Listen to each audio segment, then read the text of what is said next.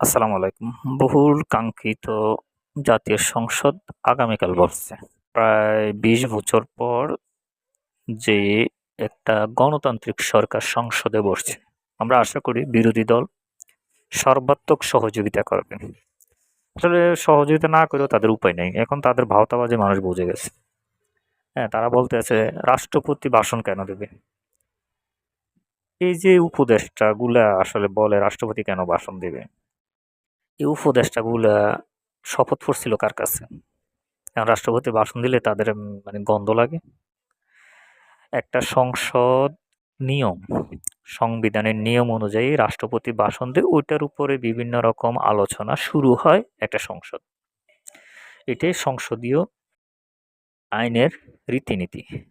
আর জামাতের আব্দুল্লাহ মোহাম্মদ তাহের বলতে আছে সংসদে রাষ্ট্রপতির ভাষণের কি দরকার?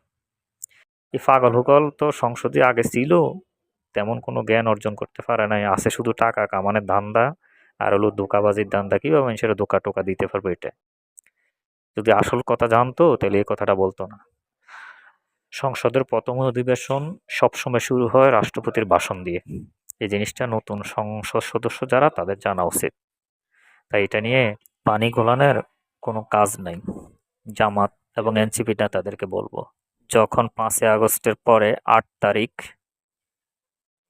অন্তর্বর্তীকালীন সরকারের উপদেষ্টারা শপথ নিছেন, তখন রাষ্ট্রপতির কাছে শপথ নিছেন কিভাবে? এখন রাষ্ট্রপতি সংসদে ভাষণ দিলে আপনারা বলেন সংসদে যাবেন না।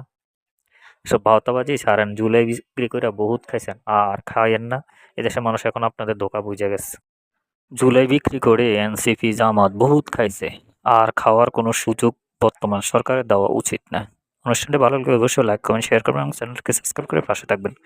তাই আগামীকালকে সংসদ প্রাণবন্ত হোক, আমরা এটাই চাই। যে রাষ্ট্রপতির কাছে শপথ পড়তে পারে তারা ওই রাষ্ট্রপতির ভাষণও শুনতে পারবে। হ্যাঁ, আপনারা বিএনপি যখন বলছিল যে জুলাই সনদের শপথ নেবে না, তখন আপনারা বলছিলেন আমরা শপথ করবো না, টোটালি এমপি হবো না। তারপর এমপি হয়ে শপথ নিলেন। 12 ঘন্টা পর্যন্ত আপনাদের কথার স্থায়িত্ব হইল না। আপনার হইল না এই ধরনের একটা দল। তাই সংসদে যান, মানুষের কথা বলেন, মানুষ আপনাদেরকে ভোট দরকার চুরি করে এমপি হন, যাই করেন, এমপি হয়ে গেছেন। হ্যাঁ, এখন সংসদে যেয়ে মানুষের অধিকার নিয়ে কথা বলেন, দেখেন। আর মিথ্যা কথা ছাইড়া দিবেন, জামাত এনসিপিকে বলতে আছি।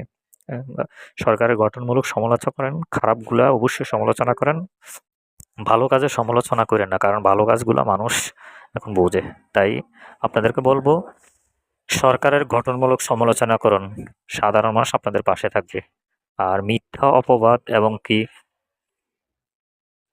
বট বাহিনী দ্বারা এই বিএনপিকে অপপ্রচারে লিপ্ত থাকবেন না, তাহলে আপনাদের পক্ষে মানুষ থাকবে। ধন্যবাদ সবাইকে।